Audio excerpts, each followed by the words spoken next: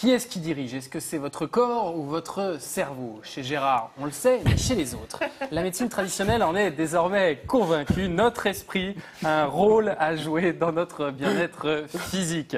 Reste encore à savoir jusqu'où peut aller notre cerveau. Stress, angoisse, pensée négative auraient des conséquences directes sur le développement de maladies, des maladies graves même, comme le cancer. Alors, notre esprit peut-il soigner notre corps? Réponse avec Vivien Charrère et Dimitri Poupon.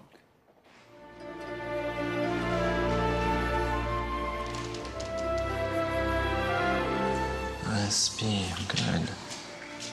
Ils viennent ici parfois 4, 5 ou 6 fois par semaine pour des cours d'1h30.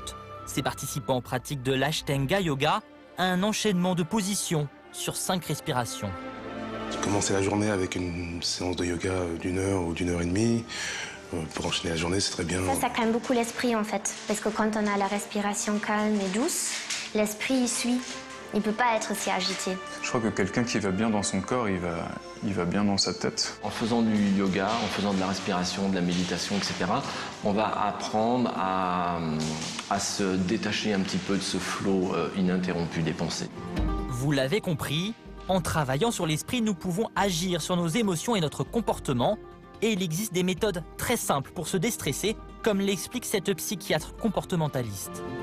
Il y a un lien étroit entre ce qu'on pense, ce qu'on ressent et ce qu'on va faire. Quelqu'un arrive en retard, quelqu'un n'est pas encore là. Je commence à envoyer des textos, je commence à appeler peut-être même des connaissances de cette personne en demandant si on a des nouvelles, on l'a vu. Je peux aussi réguler mon comportement. Je me dis par exemple, allez, je laisse encore un quart d'heure et dans un quart d'heure, s'il n'est pas là, alors j'appellerai. Je me fais peut-être toujours du souci, mais j'ai décidé que j'appellerai plus tard. Et je peux avoir la surprise que la personne sonne. Dans un ouvrage récent, Ivan Viard va plus loin. La professeure d'université relie les émotions au développement de cancer. Les émotions ont un rôle primordial pour notre corps et notre cerveau. C'est-à-dire qu'en fait, ce sont des signaux qu'envoie le corps pour expliquer au cerveau, en général, qu'il y a quelque chose qui n'est pas bon pour nous. Et le gros problème, ce sont les gens qui ont appris à ne pas faire cas de leurs émotions, qui ont appris à les réprimer. Et du coup, ils restent dans des situations stressantes. Donc ces situations stressantes deviennent des situations de stress chronique. Et c'est comme ça que la maladie peut se déclencher à terme.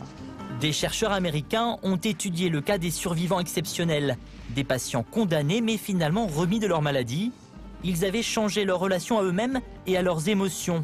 Des thèses démontrées scientifiquement mais qui restent contestées par une partie du corps médical.